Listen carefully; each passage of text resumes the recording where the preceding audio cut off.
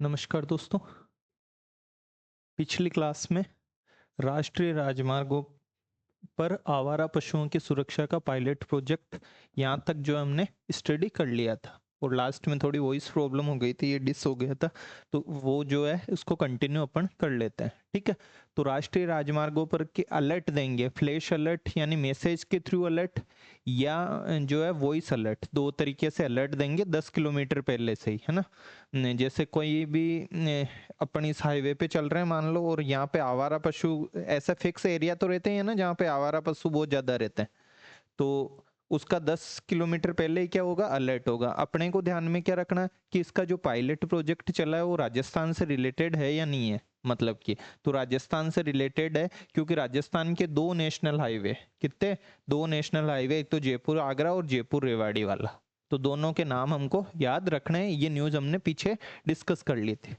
ठीक है, इसके आगे ये 10 किलोमीटर पहले ही क्या दे देगी, चेतावनी दे देगी। लोकेशन बेस्ड होगा, यानी लोकेशन के आधार पे कि जैसे अपन इस लोकेशन पे और 10 किलोमीटर बाद में आवारा पशुओं की अधिकता है, तो वो या तो फ्लैश अलर्ट देगा, फ्लैश में एसएमएस देगा। फ्लैश एसएमएस समझते हो, मैंने कहा था अपन कॉल करते हैं तो 00 इतना सेकेंड या ऐसे बात हुई तो छोटा सा मतलब कि एसएमएस टाइप में आता है। तो एक तो वो, या वॉइस अलर्ट, हिंदी में वॉइस अलर्ट जो है भेज देगा कि भाई आगे सेंसिटिव जोन है, जो आवारा पशु है उनसे रिलेटेड। हमको ज्यादा क्या ध्यान में रखना है, दो चीजें कि दिल्ली रेवाड़ी, सॉरी जयपुर रेवाड़ी और जयपुर आगरा, इन दो से जो है ये रिलेटेड। आगे देखो, राष्ट्रीय मतदाता दिवस कौन सा है, राष्ट्रीय मतदाता दिवस। तो पहले हमको पता रहना चाहिए मतदाता दिवस अपने जो चुनाव आयोग, निर्वाचन आयोग है, वो कब बना था। जब मैंने निर्वाचन आयोग पढ़ाया था तब भी बताया था 25 जनवरी 1950 को। कब बना था, 25 जनवरी 1950 को। तो निर्वाचन आयोग मतलब मतदाता दिवस मनाया भी कब जाता है, 25 जनवरी को।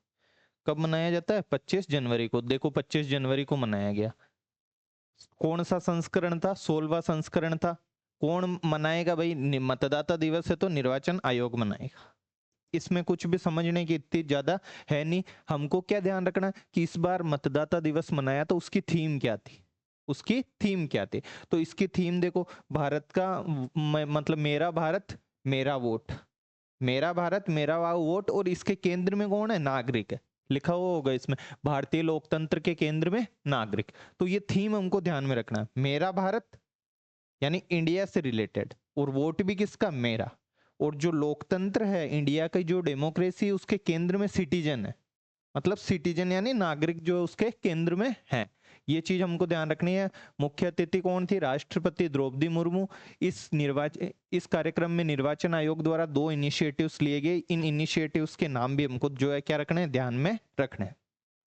ठीक है, तो कौन कौन से इनिशिएटिव थे। एक तो देखो, बिहार चुनाव हुए हैं 2025 में, तो एक तो बिहार का गर्व ऐसे करके जो है ये प्रकाशन, मतलब कि बुकलेट टाइप में, है ना। एक तो क्या, बिहार का गर्व, और दूसरा कि इन्होंने कहा कि जो 2025 का मतलब ईयर था, किसका ईयर, 2025 का, ये हमारे लिए नवाचारों का वर्ष है। किसका वर्ष है, नवाचारों का वर्ष है, और चुनाव का पर्व है। इस नाम से एक तो किससे कि 2025 पहल, किस किस से कि नवाचारों का वर्ष, कौन सा वाला, 2025। ठीक है, एक तो ये हमको ध्यान में रखना है, चुनाव का पर्व, ये एक ही है पूरा। और सेकंड कौन सा, बिहार का गर्व, बिहार इलेक्शन थे 2025 में। तो दोनों चीजें हमको क्या रखनी है, ध्यान में रखनी है। ठीक है, कौन कौन से, बिहार का गर्व और निर्वाचन, जो चुनाव का पर्व है, कौन सा, चुनाव का पर्व। तो ये मतलब कि इसका नवाचारों का वर्ष, चुनाव का पर्व, ये हमको दोनों बातें क्या रखनी है, ध्यान में रखनी है। अब इसके चक्कर में जो है अगला देखो, 39वां सूरजकुंड अंतरराष्ट्रीय आत्मनिर्भर मेला, जिसको ये समझ में आ गया कि भाई ये है क्या, मतलब कि 39वां सूरजकुंड। सूरजकुंड किसका नाम है, एक जगह है हरियाणा में। सूरजकुंड कहाँ पे है, हरियाणा में एक जगह है। मतलब तो उससे रिलेटेड अंतरराष्ट्रीय, अंतरराष्ट्रीय मतलब इंटरनेशनल लेवल का, इंटरनेशनल लेवल का मतलब इंडिया के बाहर की भी कोई कई सारी जो है कंट्रीज इसमें पार्टिसिपेट करेगी। ठीक है, आत्मनिर्भर यानी हम आत्मनिर्भर है, यानी वही शिल्पकार, दस्तकार वगैरह जैसे पहले की क्लास में मैंने समझाया था, सेम वैसे के वैसे जो है, जैसे विश्वकर्मा हाट था वैसे के वैसे यहाँ पे जो है शिल्पकार जो है खुद का प्रदर्शन करेंगे, मतलब जो भी उनके शिल्प वगैरह है, और शिल्प मेला। ठीक है। अब अंतर्राष्ट्रीय है तो इसमें देखो हमेशा क्या करते हैं, सूरजकुंड में मनाया जाता है। सूरजकुंड कहाँ पे है? हरियाणा में है। हरियाणा में भी फतेहाबाद मतलब फरीदाबाद, कौन सी जगह है? फरीदाबाद, ये हमको ध्यान में रखना है। हरियाणा में कौन सी जगह? फरीदाबाद। एक जो है आपको याद हो तो अंबाला वाला भी जो है हमने पढ़ा है, खुद रिकॉल करो कि जो है अंबाला हमने कहा, आईआईटी जबलपुर, फिर अंबाला, और तीसरा हमने इस्लामिक यूनिवर्सिटी पढ़ी थी, और तीनों के नाम जो है हमने उस चैलेंज ट्रैक में देखे थे। कौन सा वाला चैलेंज ट्रैक था? सोशल कोर्स था। कौन सा वाला? सोशल कोर्स था या वो दूसरा वाला था? ये जो है हमको पता रहना चाहिए। तो जिसको याद है वो तो ठीक है, जो रिकॉल नहीं करता उसको याद नहीं रहेंगे। तो सूरजकुंड में है, देखो 31 जनवरी से 15 फरवरी तक ये चल रहा है, मतलब कि, और आयोजन करता, अब सूरजकुंड है तो सूरजकुंड कहाँ पे? हरियाणा में, तो हरियाणा का पर्यटन विभाग रहेगा। सूरजकुंड जैसे पुष्कर मेला भरता है तो पुष्कर मेले का एक प्राधिकरण रहता है, वैसे सूरजकुंड मेला प्राधिकरण है। ठीक है। और तीसरा देखो, ये इंटरनेशनल लेवल का कार्यक्रम है तो केवल हरियाणा के से या मेला बढ़ने से कुछ नहीं होगा, हमारी सेंट्रल की कोई मिनिस्ट्री को भी जो है इसमें पार्टिसिपेट करना पड़ेगा। तो कौन सी है? केंद्रीय पर्यटन, वस्त्र, संस्कृति एवं विदेश मंत्रालय, ये सारी की सारी मिनिस्ट्रीज मतलब ने क्या लिया? इसमें पार्टिसिपेट लिया है, इन्होंने आयोजन किया है, मतलब पार्टिसिपेट तो नहीं बोल सकते, इन्होंने आयोजन किया है। ठीक है, ये चीज हमको पता चल गई। क्या आपको राष्ट्रीय उद्यमिता जो है उसकी जो मिशन था, उसकी प्रधानमंत्री उद्यमिता मिशन या राष्ट्रीय उद्यमिता मिशन, उसकी थीम याद है या नहीं है? सोचो कि गांवों को समृद्ध किया था और किस थीम के साथ हमने किया था। अगर लिंक रहेगा तो जो है ऑप्शन में टिक मार लेंगे अपन। तो इसकी थीम देखो सेम वैसे की वैसे ही है। उसकी थीम क्या थी बताओ मेरे को? हर घर उद्यम, हर गांव समृद्ध। तो इसकी लोकल टू ग्लोबल, यानी लोकल लेवल से ग्लोबल लेवल पे पहुंचाना है। ग्लोबल लेवल पे कैसे? कि इंटरनेशनल लेवल का ये कार्यक्रम है। और आत्मनिर्भर भारत की पहचान, नाम से ही पता चल रहा है आत्मनिर्भर शिल्प मेला है, तो ये एक तरीके से आत्मनिर्भर भारत की क्या बनेगा? आइडेंटिटी बनेगा, एक पहचान बनेगा। अगर थीम पता है, थीम ऑटोमेटिक हम क्या कर सकते हैं? निकाल सकते हैं, अगर ऊपर वाली चीजें हमको क्या रहे? रिकॉल रहे तो। देखो आत्मनिर्भर तो आत्मनिर्भर भारत की पहचान, इंटरनेशनल आया, इंटरनेशनल है तो एक तरीके से लोकल से कहाँ पहुंचाना है? ग्लोबल पहुंचाना है। ये इस बार की इसकी थीम थी। अब इसमें होता क्या है देखो, मैं ऐसे बता दूं कि इसमें जो है एक आत्म इंटरनेशनल लेवल का है तो एक थीम मतलब स्टेट बनाते हैं। थीम स्टेट मतलब जो राज्य, जैसे मान लो ये मेला प्राधिकरण है तो इसमें कहीं से भी एंट्री मारेंगे तो उस राज्य की मतलब कि जो विरासत वगैरह है उनको जो है शामिल करेंगे। जैसे राजस्थान अगर थीम स्टेट में हो तो कुंभलगढ़ बना दिया या चित्तौड़ का दुर्ग बना दिया, इस तरीके से। तो थीम स्टेट होगा और थीम कंट्री भी जो है इसमें होगी। थीम कंट्री मतलब इंटरनेशनल लेवल का है तो कोई ना कोई एक तरीके से कंट्री का होगा। तो कंट्री तो इस बार मिश्र थी, और स्टेट जो थे वो मेघालय, एक तो कौन सा? मेघालय, और दूसरा उत्तर प्रदेश था। ठीक है। और को पार्टनर भी इसमें रहते हैं। तो देखो पार्टनर जो नेशन है वो कौन सा था? मिश्र था। पार्टनर इंटरनेशनल लेवल का है तो किसी न किसी कंट्री को तो पार्टनर बनना पड़ेगा, नहीं तो पता कैसे चलेगा? तो मिश्र है। थीम स्टेट मैंने क्या कहा? उसके गेट वगैरह या उस तरीके से मेले के बनाते हैं, तो मेघालय और उत्तर प्रदेश, ये दो थीम स्टेट थे। दोनों के दोनों हमको क्या रखने हैं? ध्यान में रखना है। को पार्टनर इसमें दिल्ली मेट्रो कॉरपोरेशन था। को पार्टनर कौन था? Delhi metro corporation. नाम इजी गोइंग याद हो जाएगा। उद्घाटनकर्ता सीपी राधाकृष्णन ने किया। 50 से अधिक देशों के 700 प्रतिभागियों ने जो इसमें भाग लिया। याद करो तो ठीक है, लेकिन जो मैंने चीजें पहले बताई है वो सारी की सारी हमको याद रखनी है। ठीक है। कि थीम स्टेट कौन सा? सर मेघालय और उत्तर प्रदेश। थीम नेशन मतलब नेशन कौन सा था पार्टनर? सर मिश्र। को पार्टनर कौन? वो दिल्ली मेट्रो कॉरपोरेशन। कौन? दिल्ली मेट्रो। थीम क्या होगी? आत्मनिर्भर मेला है तो आत्मनिर्भरता की पहचान, और एक हम लोकल टू ग्लोबल जो है उससे निकाल लेंगे आत्मनिर्भर से। उद्घाटन किसने किया? सीपी राधाकृष्णन। आई थिंक ये न्यूज समझ में आ गई। अब देखो IICDEM, ठीक है। अपन जो है पिछली क्लास में क्या पढ़ के आए हैं कि भाई राष्ट्रमंडल जितने भी कंट्रीज हैं उनका जो है सम्मेलन हुआ कहाँ पे, नई दिल्ली में। कहाँ पे हुआ, नई दिल्ली में। ऐसे ही सेम उसमें अंतर संसदीय संघ के अध्यक्ष, राष्ट्रमंडल संघ के अध्यक्ष वगैरह उन्होंने भी जो है क्या लिया, भाग लिया। तो ऐसे ही ये क्या है, देखो ये एक अंतरराष्ट्रीय, भाई इंडिया इतनी बड़ी पॉपुलेशन है इंडिया की, उसके बावजूद इंडिया क्या कर लेता है, चुनावों को अच्छे से मैनेज कर लेता है। किनको अच्छे से मैनेज कर लेता है, चुनावों को। तो मतलब ऐसा क्या है कि इस तरीके से प्रॉपर वे में मतलब मैनेज कर लेता है। उससे रिलेटेड जो है ये एक सम्मेलन आयोजित हुआ, इसकी डेट बहुत ज्यादा इंपॉर्टेंट है, 21 से 23 जनवरी। कैसे याद करोगे, मतदाता दिवस कब मनाया जाता है, 25 जनवरी को। अभी थोड़ी देर पहले ही हम पढ़ के आए हैं, मतदाता दिवस कब मनाया गया, 25 जनवरी को। थीम क्या थी उसकी, जो है मतदाता दिवस की इस बार वाली, कि मेरा भारत मेरा वोट।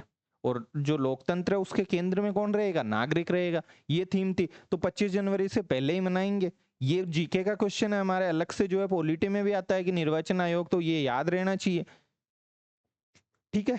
तो इससे 2-3 दिन पहले 21 से 23 जनवरी को कौन सा सम्मेलन, अंतर्राष्ट्रीय लोकतंत्र एवं चुनाव प्रबंधन, कहाँ आयोजित किया जाएगा। इस तरीके की ज्यादातर चीजें मैंने कहा था कहाँ पे आयोजित होती है, नई दिल्ली में। कौन से स्थान पे, भारत मंडपम में। कौन से स्थान पे, भारत मंडपम में ये आयोजित होता है। सबसे इंपॉर्टेंट बात है कि ये पहली बार हुआ है, ऐसे नहीं कि जो है बहुत बार हुआ है, फर्स्ट बार हुआ है, इसलिए भी हमारे लिए इंपॉर्टेंट हो जाता है। ठीक है। जैसे सूरजकुंड मेला वाला तो बहुत टाइम से चल रहा है, मतलब उसमें इंटरनेशनल कंट्रीज हमेशा नेशन पार्टनर बनते हैं, इस बार मिस्र बन गया। थीम स्टेट हमेशा, कभी राजस्थान भी रहता होगा। थीम स्टेट जो इस बार मेघालय उत्तर प्रदेश थी, बहुत ज्यादा इंपॉर्टेंट नहीं है, क्योंकि हमारे राजस्थान से कहीं लिंक हो तो उसको जो अच्छे से हमको क्या कर लेना, याद कर लेना। तो ये आपको सम्मेलन तो समझ में आ गया। अब इसको आयोजन करता कौन कौन होंगे, भारत अंतर्राष्ट्रीय लोकतंत्र तथा चुनाव प्रबंधन संस्थान होता है एक, और एक भारत निर्वाचन आयोग होगा। ठीक है। अब एक इंस्टीट्यूट है जिसका नाम ही है कि इंटरनेशनल लोकतंत्र डेमोक्रेसी, और मतलब कि चुनाव को ये प्रबंधन करता है। तो ये मतलब एक तो ये था, और दूसरा कौन था, भारत निर्वाचन आयोग। दूसरा कौन था, भारत निर्वाचन आयोग था। तो नाम से निकाल लोगे इसका नाम क्या है, मतलब कि आई देखो फुल फॉर्म, IICDEM। आई का मतलब इंडिया, फिर आई का मतलब इंटरनेशनल, डेमोक्रेसी एंड जो चुनाव मैनेजमेंट, चुनाव को क्या बोलेंगे, इलेक्शन मैनेजमेंट। ठीक है। सम्मेलन का हो गया सी का मतलब कॉन्फ्रेंस। तो इससे रिलेटेड एक संस्थान है वो, निर्वाचन आयोग इसमें भाग ले रहे थे। आई थिंक आपको समझ में ये आ गया। और इसमें जो है ये हमको ध्यान में रखना है कि सम्मेलन में निर्वाचन आयोग का एक प्लेटफॉर्म था, डिजिटल प्लेटफॉर्म, ईसीआई। आई नहीं है, ये आई को काट करके क्या कर लोगे, ECI, election commission of India. ECI net का जो है शुभारंभ किया। इसमें 70 से अधिक देशों के 100 प्रतिनिधियों ने भाग लिया। हल्का फुल्का दिमाग में रखो तो ठीक है कि भाई 70 कंट्रीज इसमें आए थे। जैसे इससे पीछे हमने पढ़ा तो उसमें सूरजकुंड मेले में 50 कंट्रीज थे, इसमें कितने कंट्रीज थे, 17। याद रहे तो ठीक है, नहीं रहे तो भी, लेकिन ये मत भूल जाना कि आयोजन करता कौन था, आयोजन करता कौन था, कहाँ पे आयोजन हुआ था। इस तरीके के आयोजन कहाँ होते हैं, दिल्ली में होते हैं। ठीक है। आई थिंक आपको ये चीजें समझ में आ गई। अगला देखो क्या है, भारत ईसीआई नेट। क्या, कौन से पोर्टल का शुभारंभ, ईसीआई नेट के। सूरजकुंड वाला बताओ मेरे को कहाँ पे हुआ था, सूरजकुंड वाला सर हरियाणा में हुआ था। पार्टनर कौन कौन होंगे सर, मतलब आयोजन करता कौन, हरियाणा का जो है टूरिज्म डिपार्टमेंट होगा। और कौन होगा, सूरजकुंड का मेला प्राधिकरण होगा। और सर विदेश से, संस्कृति से, इससे रिलेटेड है तो वो सारे मंत्रालय जो है इसमें सम्मिलित होंगे। ये 2-3 जो हमने अभी तक न्यूज पढ़ी है। ठीक है। अब मैं आपको ऐसे ही आपकी टेस्टिंग कर रहा हूं थोड़ा सा कि अगरवुड जो है हमने कहाँ कहाँ पढ़ी, बताओ। अगरवुड एक सुगंधित लकड़ी होती है, कौन कौन से स्टेट में जो है ये पाई जाती है, और वहां पे अब प्रोसेसिंग सेंटर्स बनाएंगे। बताओ कौन से 2 स्टेट थे, कौन से मतलब कहाँ से ये स्टार्ट हुई थी। त्रिपुरा में कौन सी जगह थी, एफ से शुरू किया था सर, फुल्काबाड़ी। कौन सी थी, फुल्काबाड़ी। ठीक है। और 2 प्रोसेसिंग सेंटर, एक तो जो है असम क्या, गोलाघाट, और दूसरा त्रिपुरा में। ठीक है। तो ये हमको ध्यान रखना। अगला देखो, भारत रंग महोत्सव, नाम से ही पता चल जाएगा, रंग महोत्सव। क्या, रंग महोत्सव मतलब इंडिया की कल्चर को, किसकी कल्चर को, इंडिया की कल्चर को जो है इंटरनेशनल लेवल पे लोग देखें। कि भाई इंडिया की कल्चर किस तरीके की है, इससे रिलेटेड एक जो है आयोजन किया जाता है जिसको क्या बोला जाता है, भारत रंग महोत्सव। इसका संस्करण कौन सा था, 25वां। याद हो तो ठीक है, नहीं याद हो तो भी कोई इतना नहीं है कि भाई इतने सारे संस्करण है, भूल सकते हैं अपन, ठीक है। लेकिन हल्का फुल्का आइडिया रख लो कि भाई 25वें नंबर का है। कौन से नंबर का है, 25वें का। अवधि कब से कब तक, देखो थोड़े दिन नहीं चला है, 27 जनवरी से 20 जनवरी। 27 जनवरी से कितने जनवरी, 20 जनवरी। तो ये हमको ध्यान रखना है। भारत में 40 से ज्यादा जगहों पर जो है इसका आयोजन किया गया। अरे ड्रामा होगा इसमें, क्या होगा, ड्रामा। कि इंडिया की कल्चर, ड्रामा मतलब कि एक नाटक टाइप से इस तरीके से प्रस्तुतिकरण करे, कौन सी कंट्री की, इंडिया का, ठीक है। तो इंडिया में भी करेंगे, बाहर भी करेंगे। तो इंडिया में कितनी जगहों पे, 40 प्लेसेस पे, और हर महाद्वीप के एक एक देश में। जैसे अफ्रीका का कोई ले लिया, यूरोप का कोई ले लिया, और करेंगे क्या, ड्रामा नाटक, इंडिया की संस्कृति को जो है एक तरीके से फैलाना, उसका प्रसार करना, ठीक है। तो भारत रंग महोत्सव आयोजन कौन करेगा, मैंने कहा ड्रामा, तो ड्रामा से याद रख लेना नेशनल स्कूल ऑफ ड्रामा। कौन सी school, national school of drama, इसके द्वारा आयोजन किया जाता है। संस्कृति मंत्री अपने कौन है, गजेंद्र सिंह शेखावत, जो कि जोधपुर के सांसद है, वो है। और इसकी इस बार की थीम क्या है, देखो थीम एक बार पढ़ी हुई रहेगी ना, कर आओगे, संवाद संस्कृति की। वहां जैसे ही ऑप्शन में दिखेगा आप उसको टिक मारोगे कि यही पढ़ी हुई है। मेरा भारत मेरा वोट, लोकतंत्र के केंद्र में नागरिक। अब ये एक बार पढ़ ली तो इसी पे ही टिक मारोगे, दूसरी कोई लिखी हुई रहेगी तो भी सोच लोगे कि यार ये तो पढ़ी नहीं मैंने, ये तो क्या नहीं हुई, पढ़ी नहीं। उस तरीके से, जैसे हर घर उद्यम हर गांव समृद्ध, ये जो है तो ये थीम पढ़ी है, तो इसी पे ही जो हम क्या करेंगे, टिक मारेंगे। तो थीम इस बार की क्या थी, संवाद करना, किसका, आपस में संस्कृतियों का, यानी इंडिया की संस्कृति को दूसरी जगह प्रसारित करना। इसमें होता क्या है, ऐसे याद रख लो, ड्रामा होता है। तो नेशनल स्कूल ऑफ ड्रामा ने इसको आयोजन किया। सीधा डायरेक्ट क्वेश्चन भी बना सकता है, भारत रंग महोत्सव के संबंध में कौन सा कथन सत्य नहीं है, इस तरीके से, ठीक है। क्योंकि ये सारी पीआईबी की न्यूज है। और इसमें दो चीजें स्पेसिफिकली हुई है। केंद्रीय मंत्री गजेंद्र सिंह शेखावत ने नेशनल स्कूल ऑफ ड्रामा के एआई आधारित रेडियो स्टेशन जो है, क्या नाम था, रंग आकाश, और एक ओटीटी प्लेटफॉर्म, ओटीटी प्लेटफॉर्म तो आप जानते होंगे, जिसका नाम क्या है, नाट्य रंग, का शुभारंभ किया। अब ओटीटी प्लेटफॉर्म पे इस पे क्या करेंगे, इस पे कोई मूवीज वगैरह तो आएगी नहीं, इंडिया की जो कल्चर है उससे रिलेटेड, मतलब ड्रामा आएंगे। मूवीज मतलब इंडिया की कल्चर से रिलेटेड, इस तरीके की। तो ओटीपी, इन्होंने क्या कर लिया, एक ओटीटी प्लेटफॉर्म भी बना लिया। क्या बना लिया, ओटीटी प्लेटफॉर्म भी, रेडियो स्टेशन भी। दोनों के नाम याद रखने, नाट्य रंग तो ओटीटी प्लेटफॉर्म है, ओटीटी प्लेटफॉर्म का क्या नाम है, नाट्य रंग, और रेडियो स्टेशन का क्या नाम है, रंग आकाश, ठीक है।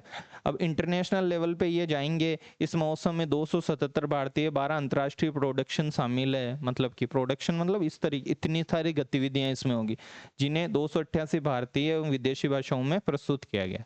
भाई इंडिया की भाषा में हिंदी में करेंगे तो सबके समझ में आएगा कि फ्रांस वालों को और उनको। तो अलग अलग जो है भाषाओं में, टोटल कितनी भाषाओं में, 288 भाषाओं में इसको किया है। ये इस तरीके के फैक्ट अगर किसी को याद होए तो वो कर लेना, लेकिन रंग आकाश मत भूल जाना जहां घोड़ा कर रहा हूँ। ओटीटी प्लेटफॉर्म का नाम नाट्य रंग मत भूल जाना। भारत रंग महोत्सव होता क्या है, किसने इसको किया, तो नेशनल स्कूल ऑफ ड्रामा, केंद्रीय मंत्री गजेंद्र सिंह ने उद्घाटन किया। एक तो ओटीटी प्लेटफॉर्म कर दिया जिसमें ड्रामा वगैरह हो गए इंडिया के, ठीक है। और एक जो है रेडियो स्टेशन बना दिया जिसका नाम क्या है, रंग आकाश। अलग अलग डिफरेंट डिफरेंट जो है लैंग्वेजेस में इसको ट्रांसलेट वगैरह प्रस्तुत कर प्रेजेंट करना पड़ेगा। तो 288 विदेशी और भारतीय भाषाओं में कर रहे हैं। इतना जो जहां तक याद करना था वो मैंने जो है इसको बता दिया कि इतना हम याद रख सकते हैं। किसी को नीचे का याद होए तो कर लेना। आगे देखो, अखिल भारतीय पीठासीन अधिकारी सम्मेलन, मैंने थोड़ी देर मतलब पिछली क्लास में क्या बताया था कि राष्ट्रमंडल खेलों का राष्ट्रमंडल जो देश है उनका पीठासीन अधिकारियों का सम्मेलन दिल्ली में करवाया था। उस टाइम पढ़ाते टाइम मैंने कहा था कि थोड़े मतलब नेक्स्ट जब भी आगे चलेंगे अपन उसमें क्या पढ़ेंगे, पीठासीन अधिकारी जो राज्यों के अलग अलग। जैसे अपनी राजस्थान की विधानसभा पीठासीन अधिकारी कौन है, वासुदेव देवनानी। तो ऐसा राज्यों का, देशों का तो कर लिया इन्होंने, राज्यों का भी करना। तो ये किया था इन्होंने यूपी के लखनऊ में। कहाँ पे किया, यूपी के लखनऊ में। थोड़ी देर पहले यूपी पढ़ा गया हमने। हाँ सर, यूपी और मेघालय हमने पढ़ा था। किसमें पढ़ा था, सूरजकुंड मेला में ये थीम स्टेट बने थे। क्या बने थे, थीम स्टेट। तो ये यूपी लखनऊ में हुआ है 19 से 21 जनवरी, डेट बहुत ज्यादा इतनी नहीं है। उद्घाटन उत्तर प्रदेश की भाई, अब कहाँ पे हो रहा है? लखनऊ में। उद्घाटन कौन करेगा? अब ये दो चीजें हमारे दिमाग में आती है, या तो वहां का जो है राज्यपाल दिमाग में आता है, या हमको जो है वहां के सीएम आते हैं। तो सीएम मत कर देना। क्या मत कर देना? सीएम। जैसे अपने आयोजन मतलब कि जो अध्यक्षता और उद्घाटनकर्ता दोनों जो है अलग थे, किसमें? जब हमने राष्ट्रमंडल के पढ़े। अध्यक्षता तो किसने की थी? अध्यक्षता तो की थी ओम बिड़ला ने, और उद्घाटनकर्ता पीएम मोदी। तो सेम ऐसे देखो, यहाँ पे उद्घाटन किसने किया? आनंदीबेन पटेल ने। आनंदीबेन पटेल कौन है? यूपी की राज्यपाल है, जो पहले गुजरात की सीएम रही हुई है। ठीक है, तो ये हमको ध्यान में रखना है। अब देखो, सारे राज्यों के 28 राज्यों के और 3 केंद्र शासित प्रदेशों की विधानसभाओं के और 6 विधान परिषदों के। अब किस किस को जो है याद है कि 6 की 6 विधान परिषदें कौन कौन सी है? क्योंकि ये अपने पंचायती राज अलग से टॉपिक है, और ये चीजें हमको पता भी रहनी चाहिए। बता दो, देखे मैं तो 1 सेकंड 2 सेकंड का टाइम दे रहा हूँ। देखिए किस किस को ये याद है, ये मैंने समझाया हुआ भी है। एक तो यूपी है, यूपी के पास बिहार, मैप भी बनाया था, तेलंगाना, आंध्रा और महाराष्ट्र और कर्नाटका। ये सारे के सारे स्टेट है जहां पे विधान सभा के साथ साथ विधान परिषद भी है। क्या है? विधान परिषद। तो 6 की 6 विधान परिषदों के पीठासीन अधिकारियों ने सहभागिता की। इसमें राजस्थान की ओर से प्रतिनिधित्व किसने किया? वासुदेव देवनानी ने, क्योंकि हमारी विधानसभा, हमारे विधानमंडल तो है नहीं, विधान परिषद तो है नहीं। तो विधानसभा के सभापति जाएंगे, विधानसभा के अध्यक्ष कौन है? वासुदेव देवनानी। हल्का सा याद रखना, लखनऊ वगैरह में हुआ था। कहाँ पे हुआ था? लखनऊ में। बाकी दोनों तीनों चीजें मैंने कॉन्सेप्ट से समझा दी कि याद कैसे रखोगे। लखनऊ, लखनऊ में यूपी की राज्यपाल कौन है? आनंदीबेन पटेल है। आनंदीबेन ने इसको उद्घाटन किया। ठीक है।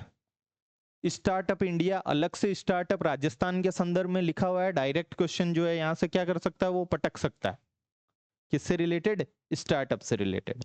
तो स्टार्टअप को एक तरीके से दशक की यात्रा हो गई। 2016 में स्टार्टअप से संबंधित कोई स्कीम वगैरह स्टार्ट हुई थी, तो स्टार्टअप इंडिया, उसको कितना साल हो गए? 10 साल हो गए।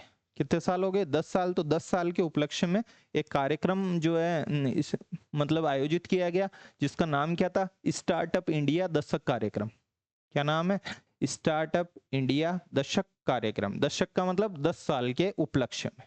अब इसमें रैंकिंग वगैरह आई है। जैसे राजस्थान की जो रैंक आई है, वो लीडर्स कैटेगरी, अलग अलग कैटेगरीज रहती है। अच्छे से याद कर लेना इसको कि कौन सी कैटेगरी थी। अभी आगे अपन देखेंगे। लीडर्स कैटेगरी में जो है एम में, उसमें एक अपने राजस्थान का कोई स्टार्टअप है, उसको एवियाथ्रॉन करके उसको जो है क्या मिला?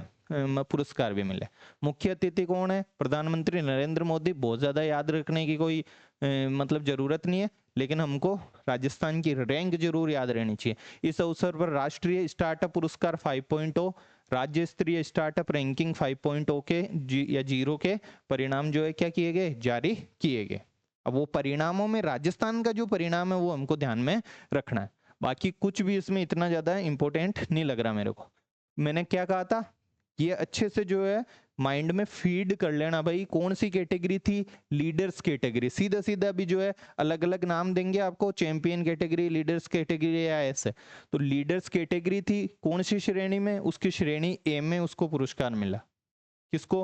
राजस्थान को। तो दो चीजें ध्यान रखनी है। लीडर्स कैटेगरी के ए श्रेणी में जो है पुरस्कार मिला। कुल जो है देखो, इन्होंने राष्ट्रीय लेवल के 20 पुरस्कार दिए थे। राष्ट्रीय स्तर पर कितने पुरस्कार दिए? 20 पुरस्कार। उसमें से केवल और केवल राजस्थान को एक पुरस्कार मिला है। जैसे वीर गाथा में जो है राजस्थान की जो पूर्वी थी, उसको पुरस्कार हमने दिलाया था 6ठी से 8वीं तक का। वीर गाथा 5.0 में थोड़ा बहुत याद आता है। ऐसे मैंने क्या कहा था? राजस्थान की बात तो जो कुछ भी हुआ है पीआईबी में और राजस्थान से रेफरेंस रखता है, वो तो डायरेक्ट याद रहनी चाहिए अपन को। तो एवियाथ्रॉन कहाँ पे है? राजस्थान के एवियाथ्रॉन एयरोस्पेस प्राइवेट लिमिटेड, ये कोई स्टार्टअप है। ये क्या है? एक स्टार्टअप। स्टार्टअप मतलब कोई नवाचार करने वाली, इनोवेशन करने वाली मतलब कंपनीज टाइप, है ना। इसको कौन सा अवार्ड मिला है? Rising star award. कौन सा अवार्ड? Rising star award. माथे में फीड कर लेना। लीडर्स कैटेगरी ए श्रेणी में। और राजस्थान को कोई पुरस्कार मिला क्या 20 में से? हाँ सर, राजस्थान को एक पुरस्कार मिला, एवियाथ्रॉन एरोस्पेस लिमिटेड को। ठीक है। और नाम क्या है उसका, जैसे 20 पुरस्कार अलग अलग दिए होंगे तो राइजिंग स्टार नाम से, कि भाई ये एक तरीके से उभरता हुआ क्या है, स्टार्टअप है। कौन सा वाला, एवियाट्रॉन। 2-3 बार पढ़ोगे याद हो जाएगा। भारत ऊर्जा सप्ताह, कौन सा, भारत ऊर्जा सप्ताह। 1 मिनट मैं पानी पी लेता हूं, तब तक जो है आप पीछे की न्यूज को इसको रिकॉल कर लो।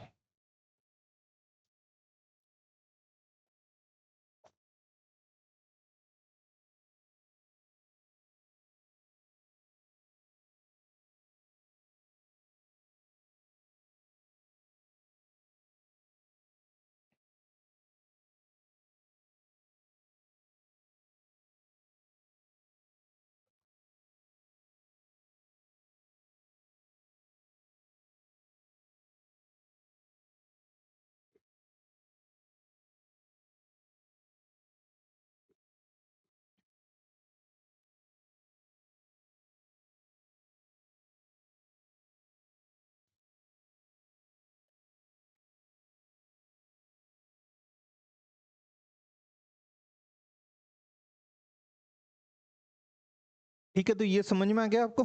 आगे देखो, भारत ऊर्जा सप्ताह।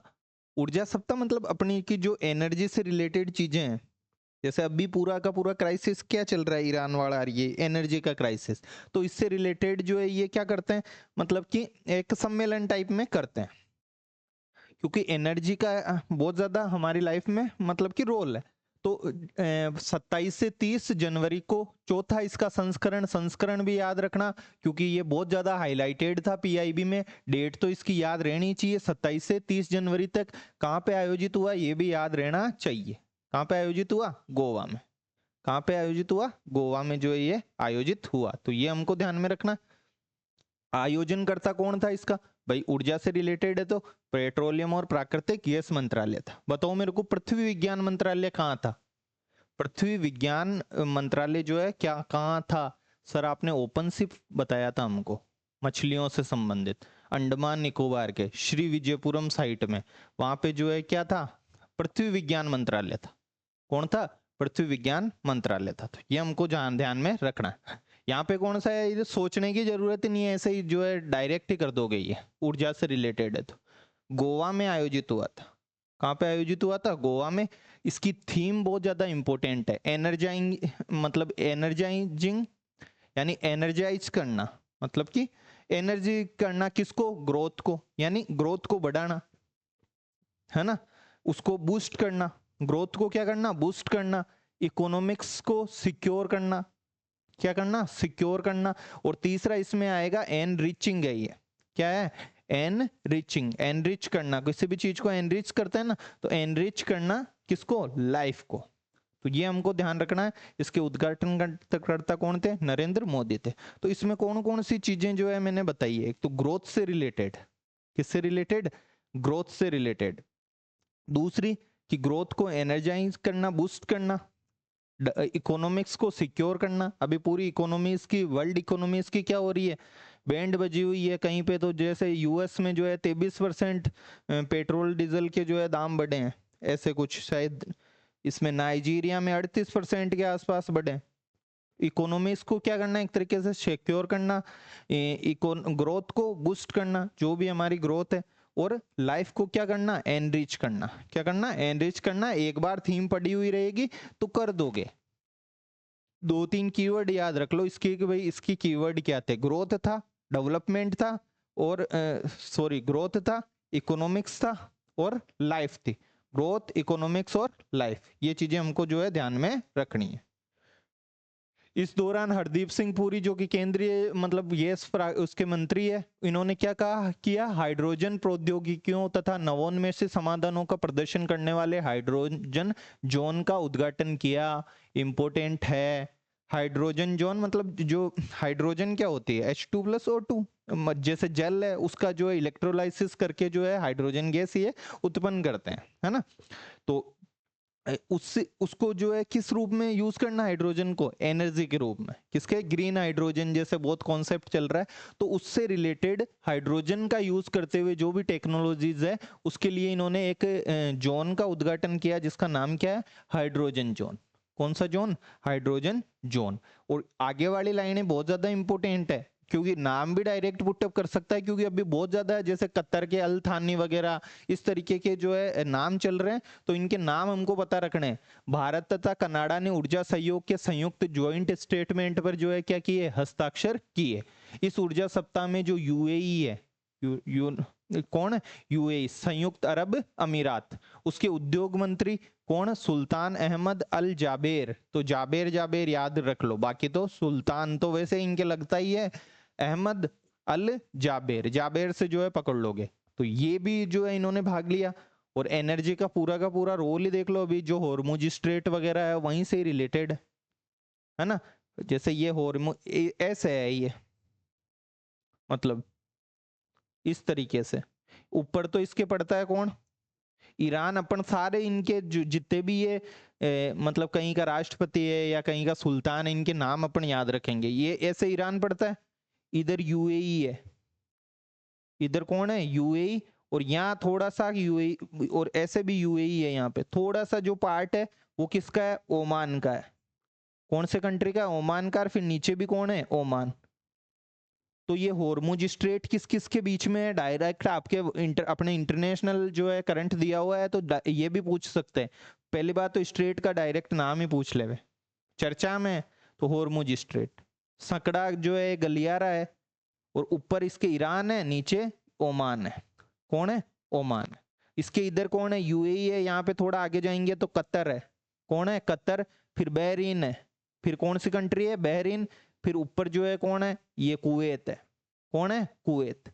तो कुवैत वुवैत तो बहुत ज्यादा नहीं, लेकिन हमको ओमान और ईरान जरूर पता रहना चाहिए कि ये ओमान और किसके बीच में? ईरान के बीच में है। कौन सी स्ट्रेट? हॉर्मुज स्ट्रेट, जहां से विश्व का जो है लगभग 30-40% जो है तेल और गैस वगैरह का यहीं से होता है। यानी अपने एशिया में, चाइना में, इधर जो है सारा का सारा जो भी तेल वगैरह ऑयल है वो यहीं से ही, इसी स्ट्रेट से जाता है। क्यों? क्योंकि यहाँ सारी की सारी गल्फ कंट्रीज है तेल वाले। और इधर यूएई के थोड़ा इधर आगे जाएंगे तो यहाँ सऊदी अरब है। कौन है? सऊदी अरब। हमको अभी यही ध्यान रखना है, हॉर्मुज स्ट्रेट किस किस के बीच में? ईरान के और ओमान के बीच में। तो इसके पास कौन है? यूएई। तो यूएई के उद्योग मंत्री कौन है? सुल्तान अहमद अल जाबेर आए थे इसमें। और कनाडा के जो ऊर्जा मंत्री थे टिम होजसन, उन्होंने भी भाग लिया। क्वेश्चन पूछ सकता है।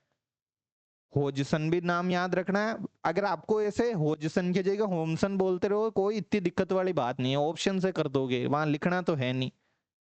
अल जाबेर को थोड़ा बहुत कुछ जुबेर बोल दो तो भी हमको जुबेर तो वो देगा नहीं, कुछ अलग ही नाम देगा। तो बस पता रहना चाहिए कि यूएई के उद्योग मंत्री और कनाडा के ऊर्जा मंत्री ने भी जो इसमें भाग लिया।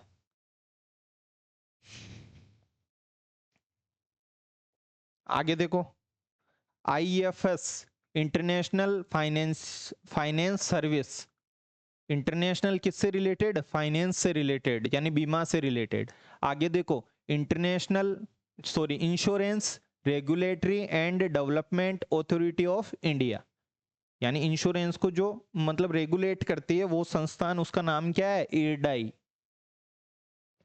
अपन को तो बस हल्का सा नाम ध्यान रखना है, फुल फॉर्म से भी कुछ इतना लेना देना नहीं है। और गुजरात में एक गिफ्ट सिटी। कौन सी सिटी? गिफ्ट। गिफ्ट मतलब, गिफ्ट का मतलब क्या है? गुजरात। गुजरात मतलब इंटरनेशनल क्या? Gujarat international finance take, T का मतलब टेक सिटी। इसको इसी रूप में जो है ये क्या कर रहे हैं? डेवलप कर रहे हैं। नाम ही क्या रख दिया? Gift city. गुजरात इंश्योरेंस, ठीक है, क्या बताया था? गुजरात इंटरनेशनल फाइनेंस सिटी, है ना, गुजरात इंटरनेशनल फाइनेंस सिटी। तो ये हमको ध्यान में रखना है, ठीक है।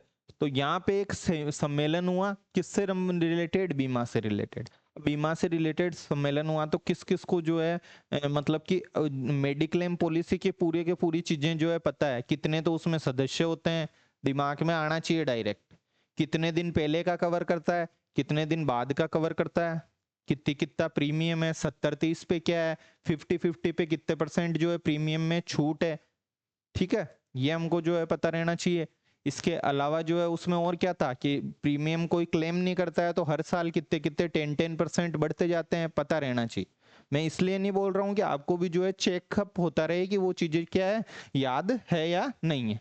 ठीक है, तो इसका सम्मेलन तीसरा संस्करण कोई ज्यादा इतना नहीं है। हुआ कहाँ है, गुजरात में मत कर देना, कहाँ पे हुआ है, मुंबई में हुआ। ये सारी की सारी पीआईबी की न्यूज है। और जो है ऐसी न्यूजों को जो है आरपीएससी उठाती है जो थोड़ी हमको लगती है कि काम की नहीं है। आयोजनकर्ता कौन है इसका, वित्तीय सेवा विभाग, डिपार्टमेंट ऑफ फाइनेंशियल सर्विसेज। और रिलेटेड किससे है, बीमा से। यानी बीमा का प्रसार करना इंडिया में, मतलब जैसे बहुत सारे लोग बीमा वगैरह नहीं कराते हैं, तो इसका उद्देश्य यही है कि पूरे इंडिया को किससे जोड़ना, बीमा सर्विसेज से एक तरीके से जोड़ना। आज के भारत को जोड़ना, किससे जोड़ना, बीमा से जोड़ना। कल के भारत का क्या करना, बीमा कराना, भारत विकास रोड मैप। तो अब एक बार इसकी थीम पढ़ ली ना ये, या विषय पढ़ लिया, तो आप गलत नहीं करोगे। ये बीमा से रिलेटेड है, तो आज के भारत को किससे जोड़ना, बीमा से जोड़ना। और कल के भारत का क्या, आज जोड़ेंगे जब भी तो कल के लिए क्या होगा, बीमा होगा। जैसे मैं किसी से जुड़ूं, एलआईसी वाले से आज जुड़ूं, जब भी तो मेरा कल का या आगे का जो है क्या होगा, बीमा होगा। तो इसका उद्देश्य यही है कि ज्यादा से ज्यादा इंडिया में जो है इंश्योरेंस सर्विसेज का क्या हो, एक्सटेंशन हो, प्रसार हो। तो वो चीज हमको जो है ध्यान में रखनी है। ठीक है, ये चीजें पता है। आगे देखो, अरावली परिदृश्य पे जो है कौन सा सम्मेलन, राष्ट्रीय सम्मेलन हमारे लिए क्यों इंपोर्टेंट हो जाता है, क्योंकि अरावली का जो भी जितना भी अभी मूवमेंट चला था वो कहाँ से चला है, राजस्थान में ही चला है, जो अभी इशू था। तो अरावली परिदृश्य पे कौन सा सम्मेलन, राष्ट्रीय सम्मेलन। कब, 14 जनवरी 2026 को ये हुआ है, सकरात के दिन। केंद्रीय मंत्री भूपेंद्र यादव ने दिल्ली में, ये जो है हमको इम्पोर्टेंट है, याद भी रखना है, कौन से फाउंडेशन ने, दिल्ली के संकला फाउंडेशन ने इसको जो है आयोजित किया। बताओ इसका क्या उद्देश्य होगा। इसका यही उद्देश्य है कि भाई अरावली के जो आसपास, मतलब कि जो पेड़ वगैरह है, जो ग्रीन कॉरिडोर जो ये बना रहे हैं, मतलब पेड़ वगैरह डेवलप करना, या इसमें खनन वनन की जो गतिविधियां हो रही है उसको किस तरीके से कंट्रोल करना, इन सब पे जो है ये क्या करेंगे, डिस्कशन करेंगे। तो सरकार ने इसको नहीं किया, इसको जो है एक फाउंडेशन के द्वारा, मतलब ये आयोजित किया गया कार्यक्रम। उस फाउंडेशन का नाम क्या है, संकला फाउंडेशन है। नाम हमको याद रखना है, राजस्थान से डायरेक्ट रिलेटेड है। बताओ लीडर्स कैटेगरी वाला पुरस्कार किस में मिला था हमको, ए श्रेणी का।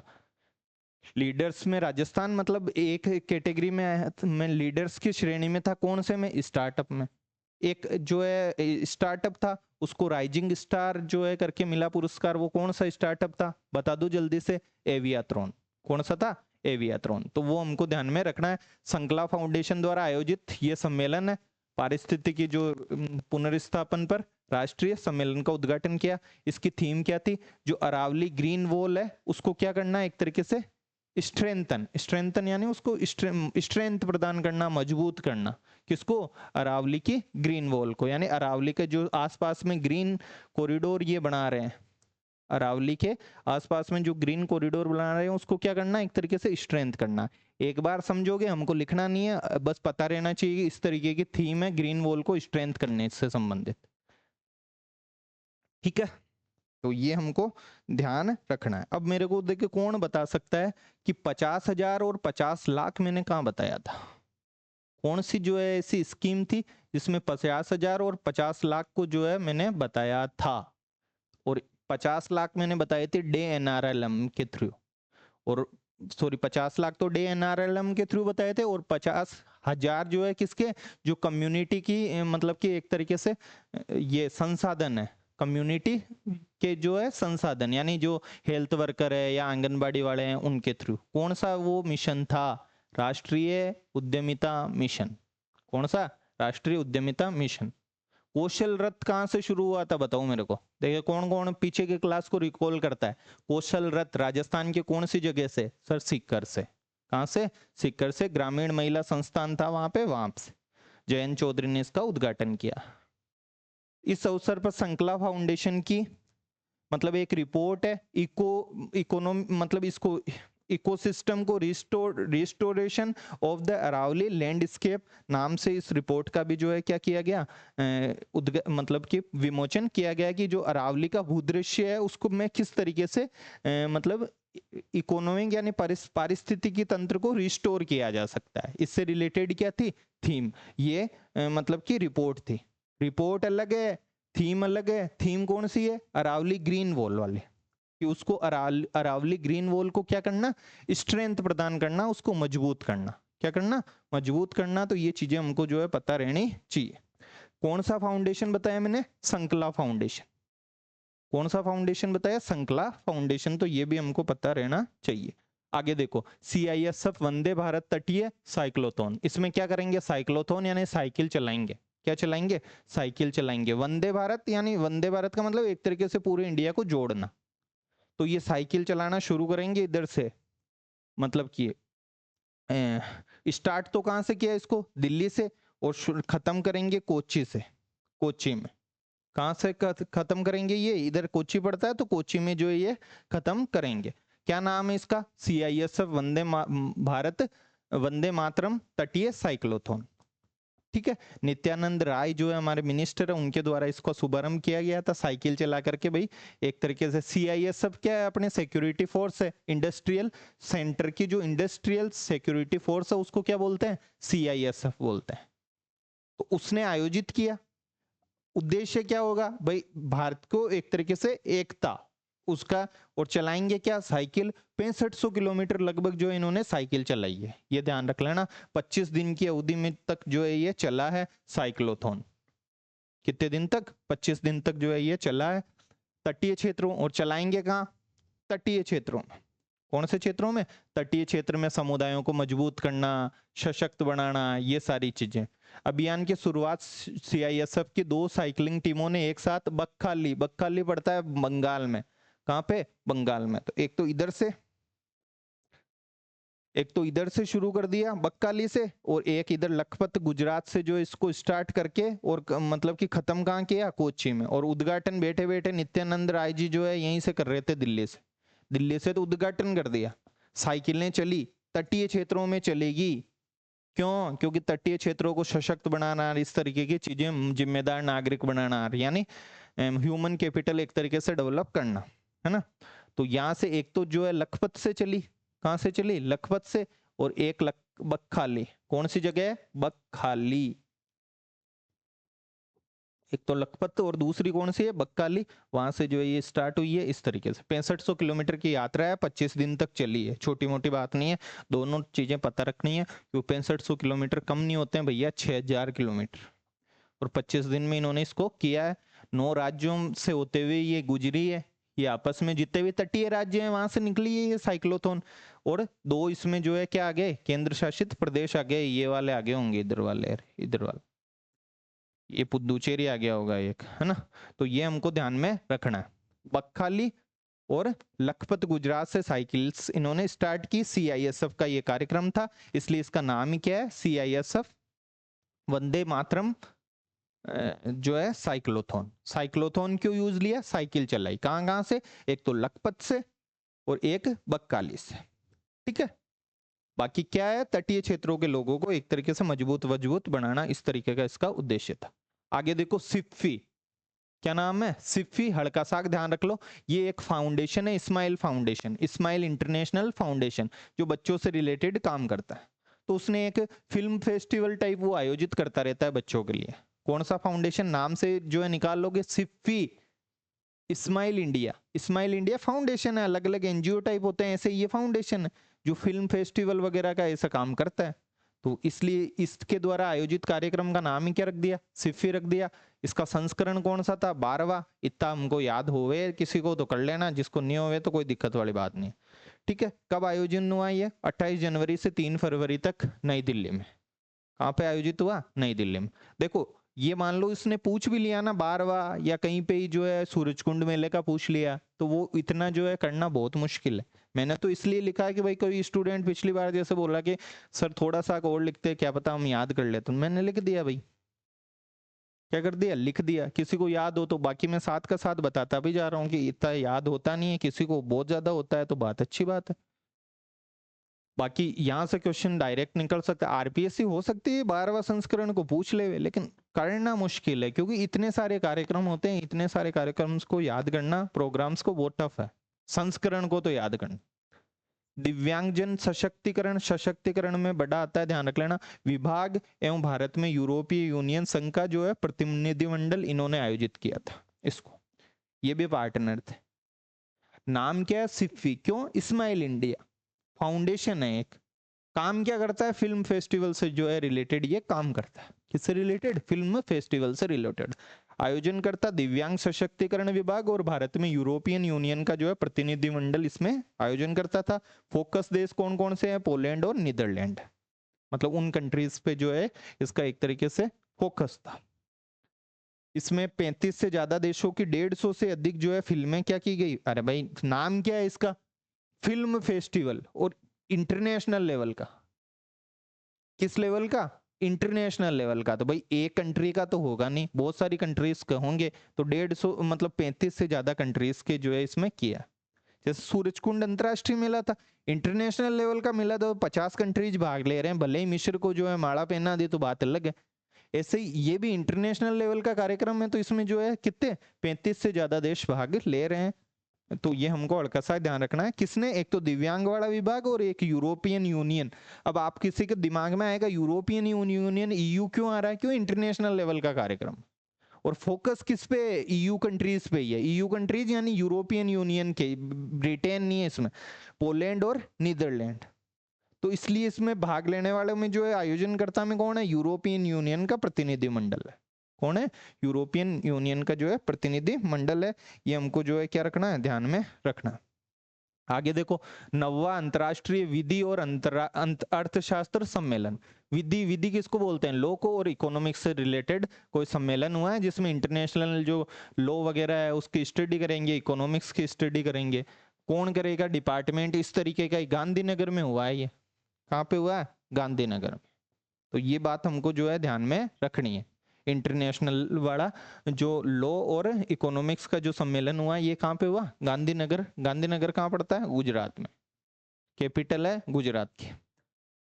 Centre for trade and investment law, Gujarat national law university. दो ने इसमें देखो, अब गुजरात में हुआ तो गुजरात की जो लॉ की यूनिवर्सिटी है उसने भाग ले लिया। सूरजकुंड में हुआ तो वो हरियाणा के पर्यटन विभाग ने ले लिया। ऐसे ही ये अंतरराष्ट्रीय विधि अर्थशास्त्र सम्मेलन गुजरात में हो रहा है, गांधीनगर में। कहाँ पे हो रहा है? गांधीनगर में। लॉ से रिलेटेड है तो एनएलयू गुजरात ने हिस्सा लिया है। जैसे जोधपुर में भी अपने एनएलयू नेशनल लॉ यूनिवर्सिटी, तो गुजरात वाले ने इसको मैंने हिस्सा लिया। और कौन हिस्सा लेगा? इंटरनेशनल लेवल की लॉ की बात हो रही है तो अपने भी कोई ऐसा इंस्टीट्यूट वगैरह होगा जो इंटरनेशनल लेवल की लॉ वगैरह की, इन्वेस्टमेंट की, ट्रेड की बातें करे, तो centre for trade and investment law. नाम हल्का फुल्का दिमाग में रखना है कि गुजरात वाली और एक कोई इंस्टीट्यूट है लॉ वगैरह का, सेंटर फॉर लॉ। ऐसे ये नहीं कि इसको रट्टा मारने लग जाओ, centre for trade and investment law, ऐसे इतने सारे इंस्टीट्यूट है, भूल जाओगे।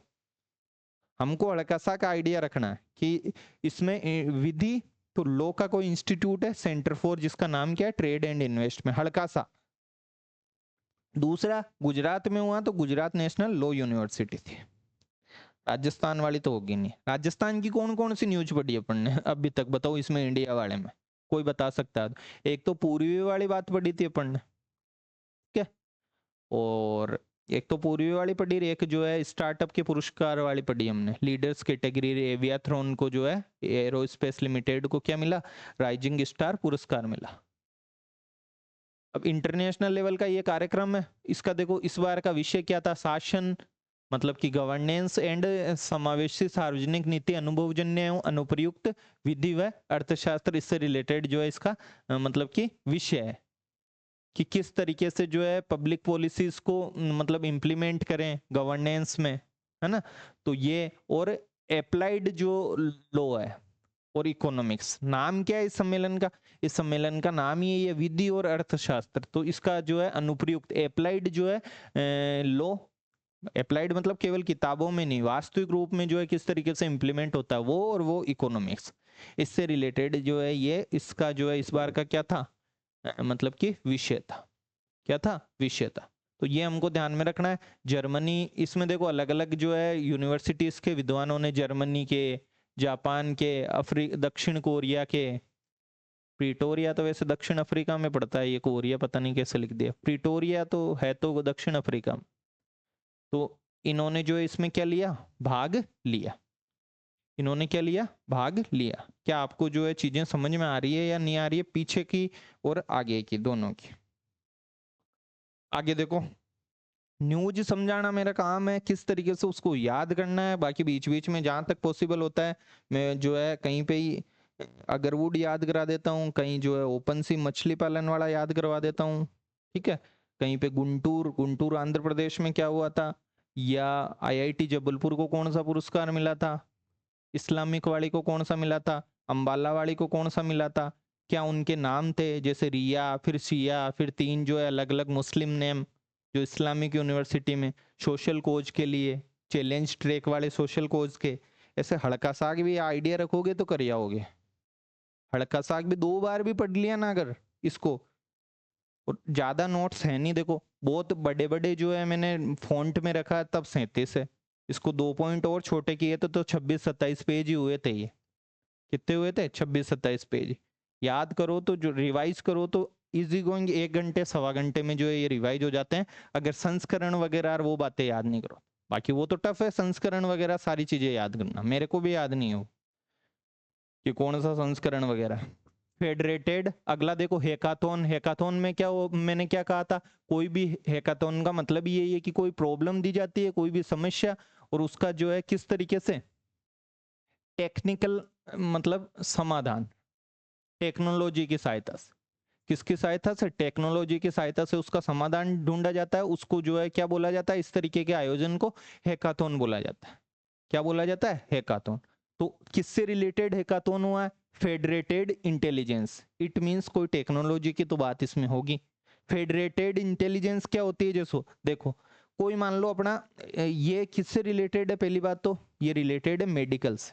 जैसे मान लो आपने भी इलाज कराया, मैंने भी इलाज कराया, तो अपना डेटा जो है भाई, रिपोर्ट वगैरह है, जैसे मान लो मैंने अभी कोई जांच करवाई आरजीएचएस में, राजस्थान गवर्नमेंट हेल्थ स्कीम में, जैसे सीजीएचएस वाली थी, मेडिक्लेम स्कीम सीजीएचएस कार्मिकों के लिए ही होता है, ऐसे आरजीएचएस में। अब कोई रिपोर्ट वगैरह मेरी थी मान लो, अब वो रिपोर्ट को इन्होंने आरजीएचएस का जो पोर्टल है उस पर क्या कर दिया, अपलोड कर दिया, ठीक है। तो अब मित्तल हॉस्पिटल मान लो, या कोई सा भी XYZ हॉस्पिटल है, उस हॉस्पिटल में जो है ये करवाए, तो उसके फेडरेटेड इंटेलिजेंस का मतलब है कि जो भी डाटा है ना, वो किसी एक जगह पे जो है क्या नहीं हो, स्टोर नहीं हो, एक जगह स्टोर नहीं हो के अलग अलग जगहों पे क्या हो, स्टोर हो। जैसे मैंने जहाँ जांच करवाई तो उसके पोर्टल पे ही वो स्टोर रहे। तो अब इसमें एक समस्या क्या हो सकती है कि डाटा एक जगह स्टोर नहीं है, अलग अलग जगह स्टोर है, तो जो है सिक्योरिटी से रिलेटेड इशू आ सकता है कि भाई डाटा प्राइवेसी, किसी की प्राइवेसी लीक हो जाए। मान लो अब रिपोर्ट अपनी है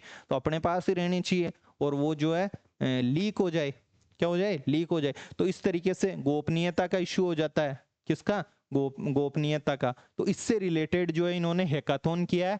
फेडरेटेड इंटेलिजेंस हल्का साक समझाने के लिए इसलिए बताया ताकि ये नहीं हो कि भाई न्यूज समझ में नहीं आ रही है, पढ़ लिया यार, आईआईटी जो है कौन सी इसमें कानपुर होगी, आईआईटी कानपुर जो है याद कर लिया, क्या याद कर लिया, आईआईटी कानपुर याद कर लिया।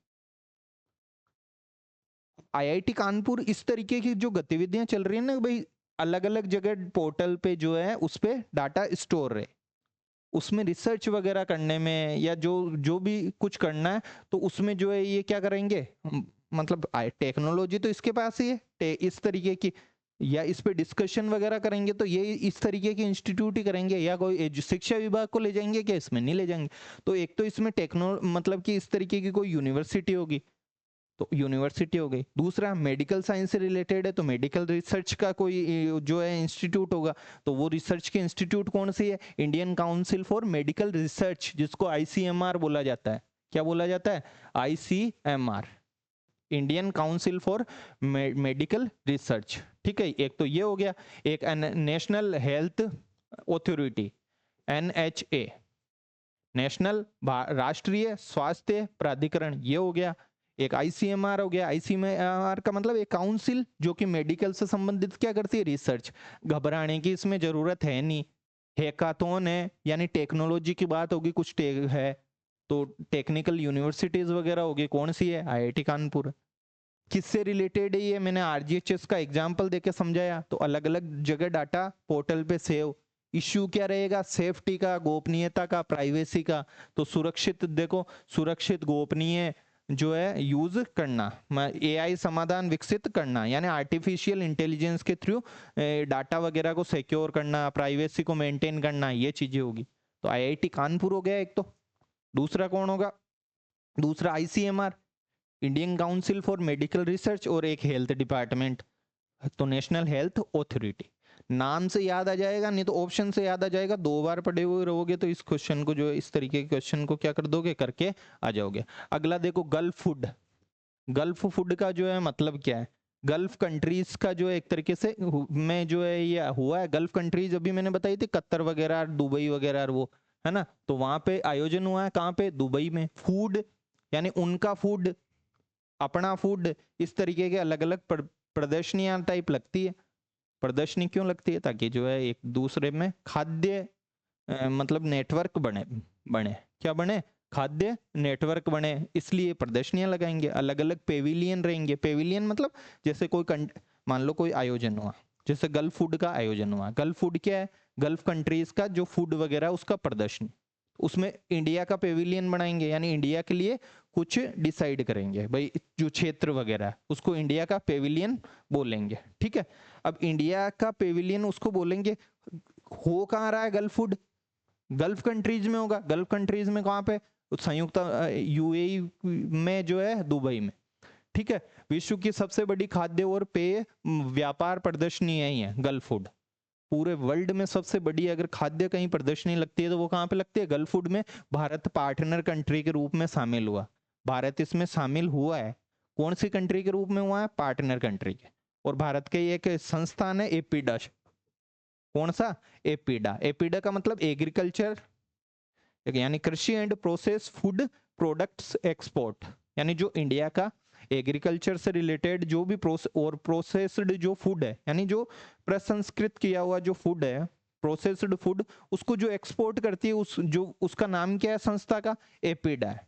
ठीक है, एग्रीकल्चर और processed food products export authority, development authority, जिसका नाम क्या है? Agriculture and processed food, APEDA, ऐसे है, export development authority, agricultural products, ठीक है, एंड प्रोसेस्ड फूड इसमें आ जाता होगा, एक्सपोर्ट डेवलपमेंट ऑथोरिटी, जिसको क्या बोला जाता है? एपीडा। इसने इसका नेतृत्व किया। तो नेतृत्व किसने किया? देखो ये इस तरीके की न्यूज पता रहेगी तो आगे भी जब भी करंट वगैरह में अगले मंथ में बहुत सारी चीजें, जैसे आईसीएमआर फिर कुछ करेगा तो ज्यादा बताना नहीं पड़ेगा कि Indian council for medical research है। एनएचए, नेशनल हेल्थ अथॉरिटी, फिर नहीं बताना पड़ेगा कि एनएचए का मतलब नेशनल हेल्थ अथॉरिटी है। तो भारत का नेतृत्व किसने किया? एपीडा ने किया। भारत का पवेलियन देखो, 1434 वर्ग मीटर क्षेत्र था। तो 1434 वर्ग मीटर क्षेत्र सोच लो कितना बड़ा होता है। 1434 वर्ग का मतलब 1.5 किलोमीटर, ऐसे 1.5 ऐसे 1.5 ऐसे, इतना बड़ा। इसलिए इसको क्या कहा? ये पूरे विश्व की सबसे बड़ी फूड प्रदर्शनी है। इसमें एपीडा जो है अपने इंडिया का जितना भी अलग अलग टाइप का फूड है उसको प्रदर्शित करेगा, वहां पे रखेगा। इससे क्या होगा? हमारा जो एक्सपोर्ट बढ़ेगा। एक्सपोर्ट अच्छा लगेगा तो क्या होगा? बढ़ेगा। इसलिए जो है ये है इंडिया, इतना बड़ा पवेलियन है इसका, देख लो, लगभग 1.5 किलोमीटर जितना। और गल्फ फूड में एपीडा की भारतीय पहल के तहत कितने स्टार्टअप ने हिस्सा लिया था? 8 स्टार्टअप ने। एपीडा कौन है? इंडिया में जो एक्सपोर्ट से रिलेटेड एग्रीकल्चरल और जो फूड प्रोडक्ट्स है उसके एक्सपोर्ट से रिलेटेड जो अथॉरिटी है, एक्सपोर्ट मतलब निर्यात से संबंधित जो अथॉरिटी है, वो है एपीडा। और इसमें नेतृत्व भी किसने किया? गल्फ फूड में एपीडा ने किया। इसमें भारत की तरफ से विभिन्न श्रेणियों के देखो 161 स्टार्टअप, तो कितने थे? 8 स्टार्टअप ने भाग लिया। अलग अलग जो प्रदर्शन करने वाले थे, तो ये 1434 वर्ग किलोमीटर में ऐसे कितने लोगों के अलग अलग वो थे? 161 प्रदर्शक थे इंडिया के। इंडिया के कितने प्रदर्शक? स्टार्टअप तो 8 और प्रदर्शक कितने? प्रदर्शक है 161। भारतीय पवेलियन में अब देखो, अब भारतीय पवेलियन की जो है विशेषता भी क्या है ये भी हमको जो है पता रहना चाहिए कि भाई क्या क्या विशेषता है। सबसे बड़ी विशेषता है कि जो भारत का पवेलियन था यानी भारत का जो एरिया था इसमें, उसमें एक पाक कला क्षेत्र भी था। पाक कला मतलब, पाक कला किसको बोलते हैं, बनाने को, है ना, जो पकवान वगैरह बनाने को, जिसमें प्रसिद्ध भारतीय शेफ्स ने भारतीय व्यंजनों का क्या किया था, प्रदर्शन किया था। यानी इंडिया के जो भी अच्छे अच्छे व्यंजन है उसका प्रदर्शन किया वहां पे, क्योंकि है ही ये इससे इसी से रिलेटेड। तो ये हमको जो है क्या रखनी है, ध्यान में रखनी। ये चीजें ध्यान में रख लोगे। गल्फ फूड वाली एपीडा ने इसको किया, एक बार पढ़ लोगे, समझा, मैंने दिया ही है भाई। यूएई के मतलब दुबई में हुआ है ये गल्फ फूड का आयोजन। विश्व पुस्तक मेला, पुस्तक मेला जनवरी में आयोजित हुआ। जनवरी में देखो कब, 10 से 18 जनवरी जो है हमको पता रहनी चाहिए इसकी डेट वगैरह। जैसे 27 से 30 तक जो है हमने क्या किया था, ऊर्जा सप्ताह गोवा में, भारतीय ऊर्जा सप्ताह जो है जनवरी के लास्ट में हुआ था, है ना। और हरदीप पुरी वगैरह ने उसमें जो है क्या लिया था, भाग लिया था। तो ऐसे ही विश्व पुस्तक मेला 10 से 18 जनवरी, प्रगति मैदान कहाँ पे हुआ है, नई दिल्ली में हुआ है। थोड़ा बहुत आपको भी पता होगा, ये मैंने कोई न्यूज वगैरह भी डाली थी टेलीग्राम पे। शिक्षा मंत्री धर्मेंद्र प्रधान द्वारा जो है इसका क्या किया गया, उद्घाटन। पुस्तक मेला है तो शिक्षा मंत्री जी करेंगे। एनबीटी, देखो अपना जो सबसे बड़ा पुस्तक मतलब एक तरीके से जो छापता करता है वो कौन है, एनबीटी, नेशनल बुक ट्रस्ट, ठीक है, शिक्षा मंत्रालय का। अभी जैसे गवर्नमेंट स्कूल्स में बहुत सारी बुक्स आती है, किसकी, एनबीटी की। तो एनबीटी तथा भारतीय व्यापार संवर्धन संगठन, ये दो जो है इसके क्या थे, आयोजन करता थे। तो अब देखो कई ऐसे सोच रहे हैं सर तो इतने सारे आयोजन करता बता रहे हैं, कहाँ कहाँ से हम याद करें, कहाँ कहाँ से जो है हम याद करें। जैसे जो पुनर्विवाह का सम्मेलन हुआ था मान लो गांधीनगर गुजरात में, तो उसमें था क्या भाई, गुजरात की जो है यूनिवर्सिटी को हमको याद रखना। किसको याद रखना, गुजरात की। और एक जो है मतलब संस्थान हो जाएगा कोई भी, नाम से देखो। अब विश्व पुस्तक मेला है तो बुक ट्रस्ट इसमें भाग लेगा। दूसरा हमको अलग से याद रखना है कि व्यापार संवर्धन संगठन है ना। क्यों, क्योंकि बुक्स वगैरह जो है क्या करें, एक तरीके से भेजे करें। विशिष्ट अतिथि कौन थे, देखो कतर के संस्कृति मंत्री, एक स्पेन के होंगे, कतर के और स्पेन के संस्कृति मंत्री। थोड़ी देर पहले हमने बताओ कतर के साथ मैंने इसलिए मैप बनाया था वहां पे, ये ईरान, जैसे ये ईरान बनाया था ऐसे, यहाँ पे ओमान बनाया था ऐसे, ये इधर यूएई पड़ता है, यूएई के यहाँ पे कतर पड़ता है। कौन पड़ता है, कतर। तो ऊर्जा सप्ताह में, कौन से सप्ताह में, ऊर्जा सप्ताह में तो जो है जाबेर जाबेर करके जो यूएई के उद्योग मंत्री थे, किसके, यूएई के उद्योग मंत्री। और जो है होस जेस ऐसे कुछ करके जो नाम था, जो कनाडा के थे ऊर्जा मंत्री, कहाँ के, कनाडा के, उस उनको भाग लिलवाया था। ये मतलब कि उसमें तो वो कौन से सप्ताह था, जो गोवा में आयोजित हुआ था, ऊर्जा सप्ताह। अब ऐसे खुद को भी लिंक कर लेनी है चीजों को, चीजों को खुद को क्या कर लेना, लिंक। यहाँ पे कौन है, ये तो जो है हमको वैसे भी पता रहना चाहिए, अल थानी। और अभी बहुत ज्यादा इनके स्टेटमेंट आ रहे हैं, ठीक है। तो कतर के संस्कृति मंत्री शेख अब्दुल रहमान बिन हमद बिल बिन जसीम अल थानी। तो ये अल थानी जो है कतर के मतलब अल थानी से पकड़ में नहीं आएगा, ध्यान रख लेना, क्योंकि अल थानी तो इनके सरनेम टाइप में है। अब्दुल रहमान हमद, इस तरीके से हल्का सा जो है ध्यान में रख लो। लेकिन सबसे ज्यादा इंपॉर्टेंट है कि कतर के, सोच लो कतर के और स्पेन के जो है मंत्री आए हैं, जो भारतीय पुस्तक मेला हुआ है, क्या आयोजित हुआ है, भारतीय पुस्तक मेला जो आयोजित हुआ उसमें कतर के और स्पेन के मतलब ये आए हैं। तो ये हमको ध्यान में रखना है। स्पेन के संस्कृति मंत्री का डोमेनिका, डोमेनिक करके जो है, डोमेनेक ही है ये, है ना, डोमेनक अर्नेस्ट उर्तासुन डोमेनक। अब कोई ये नहीं है कि मैं क्लियरली कह रहा हूँ कि नाम याद करने रटने बैठ जावे, डोमेनक। जैसे मैं कह रहा हूँ कनाडा के को, मेरा को नाम बिल्कुल पूरा क्लियर नहीं हो रहा है, लेकिन ऑप्शन आते ही जो है उसको टिक मार दूंगा, जाबेर वाले को टिक मार दूंगा मैं। किसको, जाबेर को, जो यूएई के उद्योग मंत्री, जो ऊर्जा सप्ताह में आए थे। अब यहाँ पे हमद बिन अल थानी, एक तो ये है, एक डोमेनिक डोमेनिक करके जो है स्पेन के संस्कृति मंत्री। हो सकता है कि डायरेक्ट ही जो है कंट्रीज को ही पूछ लेवे कि कौन कौन सी कंट्रीज के मिनिस्टर वगैरह आए थे, तो कतर का और स्पेन के। और इस बार की थीम देखो पुस्तक मेला में क्या है, क्योंकि 75 वर्षों की जो मतलब भारतीय सैन्य इतिहास को कितने साल हो गए, 75 साल।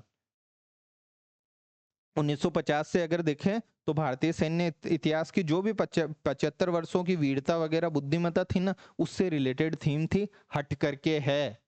क्यों? क्योंकि कर तो क्या रहे हैं, बुक मेला, पुस्तक मेला, और थीम किसकी है, सैन्य जो है इतिहास की।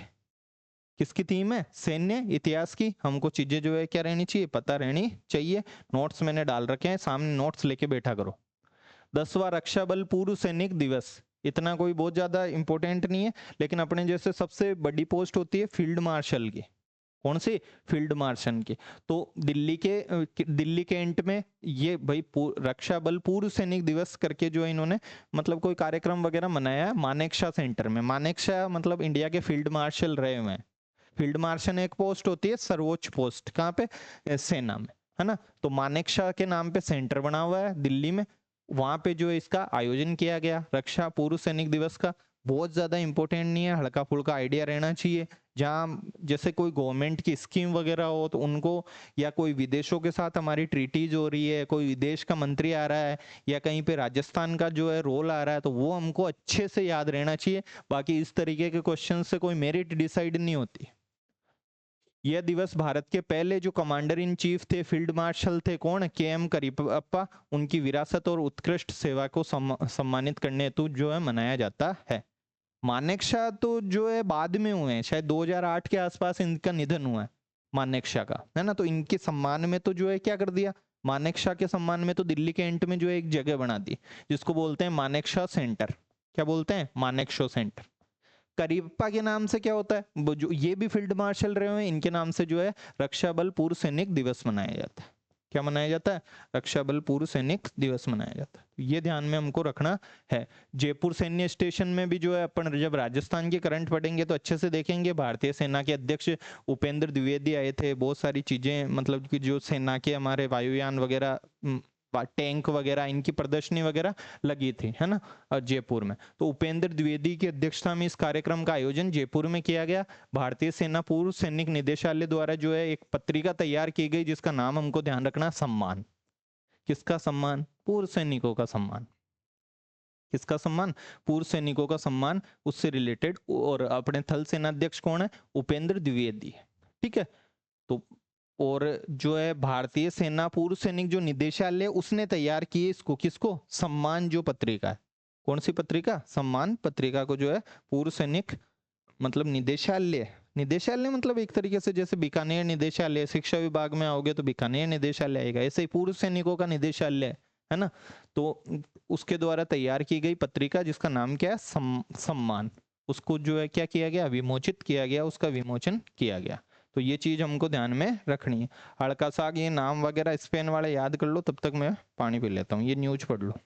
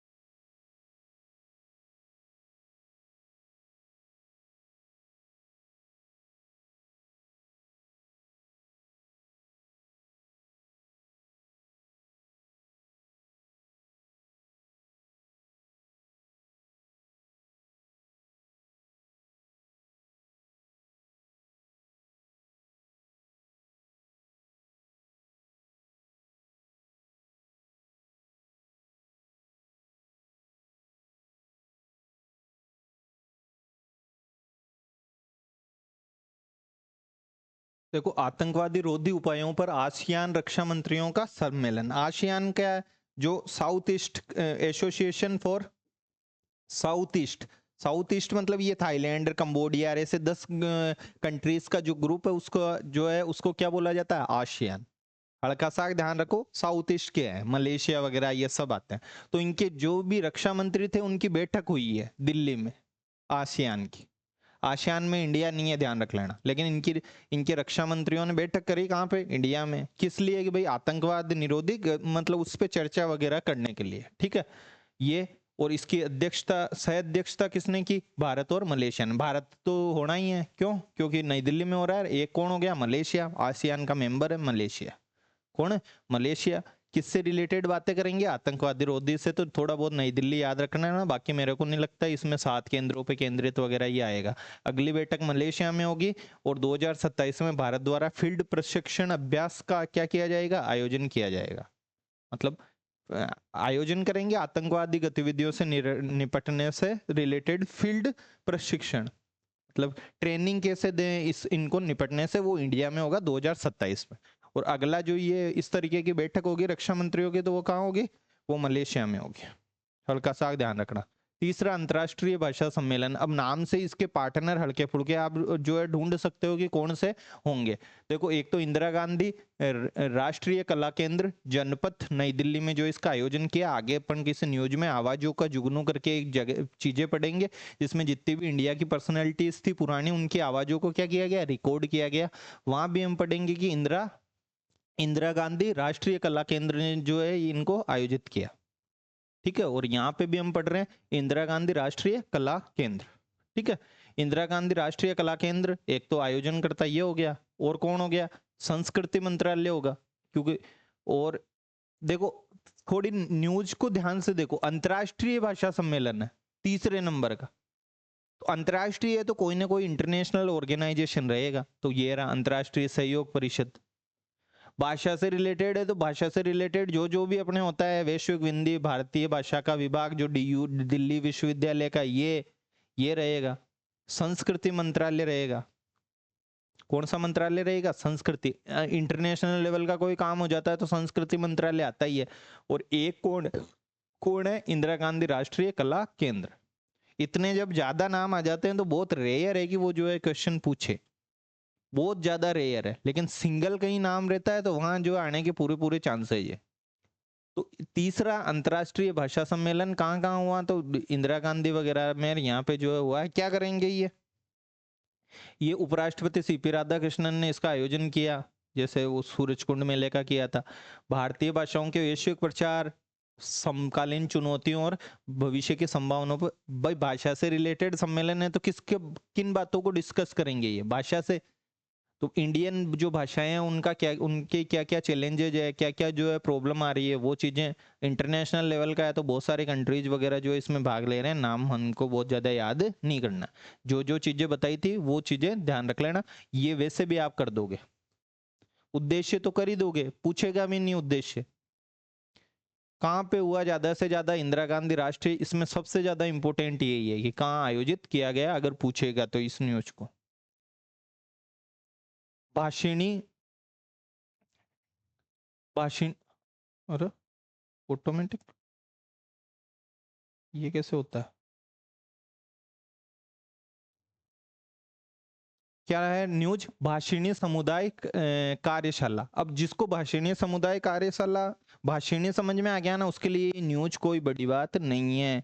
भाषिणी क्या है? देखो, इंडिया का एक प्रोजेक्ट चल रहा है डिजिटल इंडिया। कौन सा? Digital India. अब एआई को जब एआई में जो है प्रॉब्लम क्या होगी अपने साथ भी, कि भाई अपनी भाषा का जो है मॉडल वगैरह कुछ भी नहीं है हिंदी का, या इस तरीके से ज्यादातर चीजें किस में होगी? इंग्लिश में होगी। तो एक इंडिया के मतलब इंडिया का मिशन चल रहा है, कौन सा मिशन? Digital India. कौन सा वाला? Digital India. तो इस डिजिटल इंडिया के तहत ही जो है एक पहल है, एआई से रिलेटेड जो भी चीजें हैं उनको, मतलब इंडिया भी उसमें आगे बढ़े, डेवलप हो, है ना, भाषाओं में, लैंग्वेज जो मॉडल वगैरह होते हैं उसमें। तो वो क्या है? भाषिणी। क्या है? भाषिणी। तो अब जो भाषिणी है, कौन? भाषिणी। अब भाषिणी समुदाय, समुदाय का मतलब अलग अलग जो जितनी भी भाषाएं हैं, अलग अलग क्या भाषाएं, जैसे इंडिया में जो है 22 तरह की भाषाएं बोली जाती है, तो उन सारों का मतलब किस तरीके से इनको मजबूत किया जाए, किसमें, एआई के इकोसिस्टम में। मैंने क्या कहा था, भाषिणी का उद्भव ही क्यों हुआ है कि भाई एआई में हम भाषा की वजह से नहीं पिछड़े, तो उसके लिए इन्होंने क्या कर दिया, भाषिणी को स्टेब्लिश कर दिया, मतलब एक तरीके से।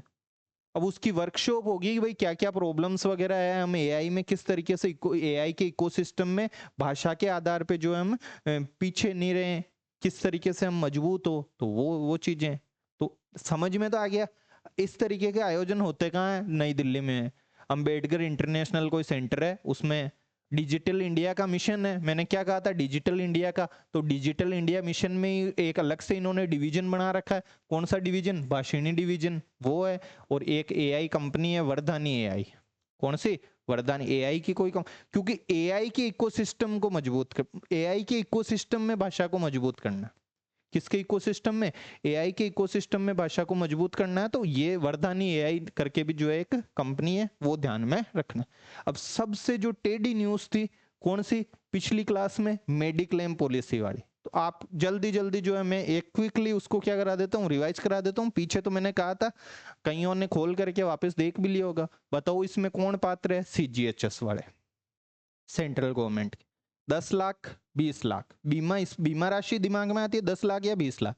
सदस्य कितने, कि अधिकतम 6 सदस्यों को जो है ये क्या करता है, शामिल करता है। कितने सदस्यों को, 6 सदस्यों को जो है ये शामिल करता है। इसके अलावा जो है मैंने क्या बताया था इसमें, इसमें कि कोई क्लेम नहीं करता है तो हर साल 10-10 मतलब % बढ़ता रहता है। क्या, जो बीमा राशि है, अधिकतम कितनी बढ़ सकती है, डबल हो सकती है, यानी 100% बढ़ सकती है। कितनी बढ़ सकती है, 100%। तो ये हमको ध्यान रखना है। इसमें प्रीमियम का क्या इशू है, 70-30, यानी 70 गवर्नमेंट देगी, 30 तब तो जो है कितना 42% सॉरी, तब तो शायद 28 कितना 28% छूट है। और दूसरे वाले में जो है कितने परसेंट है, 42% छूट है। जब 50-50 हो, 50 हम जो है प्रीमियम भरे, तब जो है ये है। और हमने कहा था कि जितना भी मतलब बीमा है उसकी 1% या 2% जो है कक्ष वगैरह पे, आईसीयू कक्ष वगैरह उस पे मतलब राशि अधिकतम 1% या 2%, अधिकतम 2% से ज्यादा नहीं दी जाएगी। तो ये चीजें हमको ध्यान में रखनी है। कौन सी पॉलिसी थी, बता दो मेरे को। मतलब मेडिक्लेम पॉलिसी। लगा होगा पहली पहली बार में कि मेडिक्लेम हार्ड है, ऐसे पढ़ लिया तो जो है 1 मिनट लगता है। वो इसलिए मैंने समझाया क्योंकि अब राष्ट्रीय कपड़ा मंत्रियों का सम्मेलन बहुत ज्यादा इंपॉर्टेंट है, असम में हुआ। बार बार ये न्यूज आ रही थी, किसमें, पीआईबी में, गुवाहाटी के असम में। जैसे ऊर्जा सप्ताह की बार बार आ रही थी, गोवा में हुआ, ऐसे ही वस्त्र मंत्रियों, जितने भी कपड़ा मंत्री है उनका सम्मेलन हुआ। आयोजन कौन करेगा, कपड़ा मंत्रालय करेगा। ठीक है, हुआ कहाँ है, असम में हुआ, गुवाहाटी में 8-9 जनवरी। एक अपन ने 9 से 12 जनवरी को, बताओ एक चीज पढ़ी थी, बताओ क्या था वो।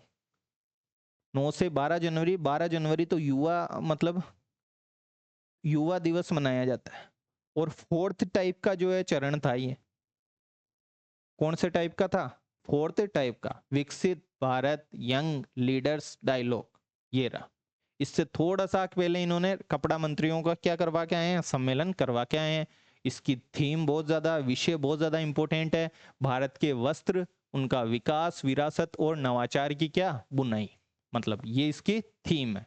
थीम याद कर लेना, जो चीज मैंने बताई है कि इसकी थीम क्या है, भारत वस्त्र मंत्रालय से मतलब वस्त्रों से रिलेटेड सम्मेलन है, तो वस्त्रों से रिलेटेड बातें हैं, डेवलपमेंट की, इंडिया के वस्त्रों की क्या विरासत है, हेरिटेज, और क्या क्या उसमें इनोवेशन, इससे रिलेटेड इसकी थीम है, पूछी जा सकती है। उद्देश्य क्या है, उद्देश्य देखो इसका तगड़ा वाला है कि भाई वस्त्रों से रिलेटेड जो स्टेट का भी सहयोग लेना, केवल केंद्र सरकार के लेवल पे नहीं, स्टेट का भी जो है सहयोग लेना, उसको मतलब क्या बोलते हैं, सहकारी संघवाद, कोऑपरेटिव फेडरलिज्म। कोऑपरेटिव फेडरलिज्म ज्यादा अपन को नहीं जाना, बस कि स्टेट भी जो है सहयोग करे। कौन सहयोग करे, स्टेट। इसलिए देखो अगर ये चीज पता है तो ये भी ऑटोमेटिक याद हो जाएगी। जिला आधारित वस्त्र परिवर्तन पहल का अनावरण भी इसमें किया गया। इसमें करेंगे क्या, केवल सेंटर के करने से कुछ नहीं होगा, इस डिस्ट्रिक्ट में भी जो है क्या करना पड़ेगा, ऐसे डिस्ट्रिक्ट चुन लो, 100 डिस्ट्रिक्ट जैसे इन्होंने चुन लिए। कितने डिस्ट्रिक्ट चुन लिए, 100 डिस्ट्रिक्ट जो जब जैसे अपने राजस्थान से मान लो चुन लिया भीलवाड़ा, तो ये एक्सपोर्ट में निर्यात में चैंपियन बन सके। किस में चैंपियन बन सके? निर्यात में। तो एक तो क्या चुन लिया, जैसे भीलवाड़ा चुन लिया एग्जाम्पल के लिए, तो ऐसे 100 डिस्ट्रिक्ट तो ये चुने, और 100 डिस्ट्रिक्ट चुनेंगे ये आकांक्षी जिलों से। किससे चुनेंगे? 100 डिस्ट्रिक्ट आकांक्षी जिलों से चुनेंगे, उनको जो है आत्मनिर्भर बनाना। इस पहल का नाम क्या है? जिला आधारित वस्त्र परिवर्तन पहल। यानी डिस्ट्रिक्ट लेवल पे काम करेंगे ताकि हमारा जो है एक्सपोर्ट बढ़ सके। जैसे हमारा कंपटीशन बांग्लादेश से है इसमें टेक्सटाइल इंडस्ट्री में, तो गवर्नमेंट भी ये फोकस करेगी, और हुआ भी उधर ही है, गुवाहाटी असम में। बताओ गुंटूर में क्या हुआ? किस किस को याद है? गुंटूर में क्या हुआ था? सारस मेला। कौन सा? सारस मेला। सारस मेला में मैंने कहा था कि महिला उत्पादों की ब्रांडिंग वगैरह हुई थी। किसकी? गुंटूर आंध्रा में जो है। और सारस का जो है फुल फॉर्म क्या था? जो है सारस रिलेटेड किससे? जो भी ये आर्टिसंस वगैरह होते हैं, जो दस्तकार वगैरह होते हैं, उनकी सोसाइटी है ये। किसकी? जो दस्तकार वगैरह है उनकी सोसाइटी, आर्टिसंस की। तो वस्त्र मंत्रालय की उद्देश्य क्या है? कि सहकारी संघवाद को ऐसे मजबूत होगा वो, यानी स्टेट लेवल पे काम करना, यानी जिला स्तर पर जो है एक तरीके से ये पहल ले आए। और उसमें क्या करेंगे? ये 100 डिस्ट्रिक्ट चुन लिए, 100 तो बहुत ज्यादा, मतलब चैंपियन बहुत ज्यादा क्षमता वाले 100 आकांक्षी जिलों को जो है ये कर लेंगे आत्मनिर्भर। किसके रूप में? केंद्रों के रूप में जो है विकसित करना है। और इन्होंने देखो सम्मेलन में क्या किया, India's textile Atlas state compendium 2025 नाम की एक रिपोर्ट भी जारी की।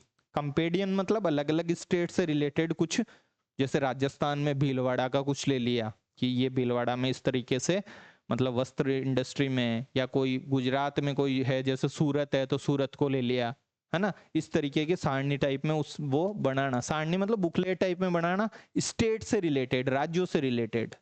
और ये है किसका? टेक्सटाइल का, यानी वस्त्रों का। तो इस तरीके की एक इन्होंने रिपोर्ट भी मतलब दी है। तो रिपोर्ट भी हमको क्या रहनी चाहिए? ध्यान में रहनी चाहिए।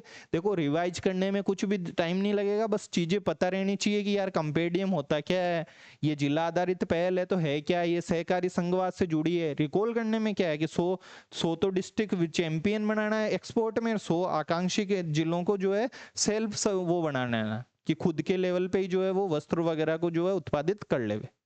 ये हमको ध्यान में रखना है। इंडस फूड, पहले गल्फ फूड किया था, इंडिया का पवेलियन वगैरह बनाया था, ऐसे ही कौन सा फूड हो गया? Indus food. चलो अपन नेक्स्ट क्लास में जो है ये लेंगे, लाइट वगैरह का हो गया। वैसे भी क्लास लगभग लगभग 1.5 घंटे की हो गई होगी, ठीक है। नेक्स्ट क्लास में जो हम इसको रिकॉल करेंगे। Thank you.